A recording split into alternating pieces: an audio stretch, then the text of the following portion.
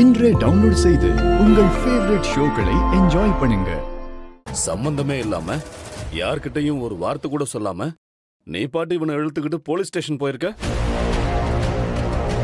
அப்பா என்ன நான் என்ன குழந்தைய எடுத்துகிட்டு போகிறதுக்கு? நாங்கள் 2 பேரும் பேசி ஒன்றா தான் முடிவு எடுத்தோம். அதுக்கப்புறம் தான் போலீஸ் ஸ்டேஷனுக்கு போனோம். அவங்கள போய் திட்டுறீங்க. ஓ, முடிவு பண்ற அளவுக்கு பெரிய மனுஷனாக்கியா நீ? அப்போ நாங்களாம் எதுக்கு அந்த வீட்டில் இருக்கோம்? டேய், என்னடா அதெல்லாம்? சும்மா இருமா, இது வேற கேஸ்மா. இது வீட்டு விஷயம் கிடையாது, நீங்க தலையிடாததுல. சும்மா நிறுத்துடா. என்ன முக்கியமான கேஸ்? உன் பொண்டாட்டிக்கு ஏற்கனவே பார்த்த மாப்பிள்ள தானே அவன்.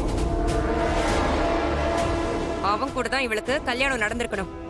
அவன் செத்து போன கேஸ திரும்பவும் எடுத்து நடத்துறேன்னு சொல்றீங்க. வெக்கமா இல்ல உங்களுக்கு?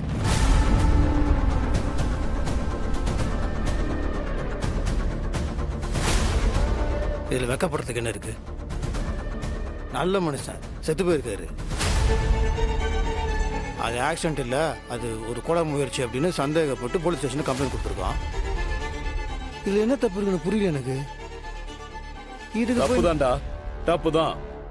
நீ யாரோ ஒருத்தனா இருந்தா என்ன வேணாலும் பண்ணலாம். ஆனா நீ ஈஸ்வரமூர்த்தியோட பையன், அத மறந்துடாத.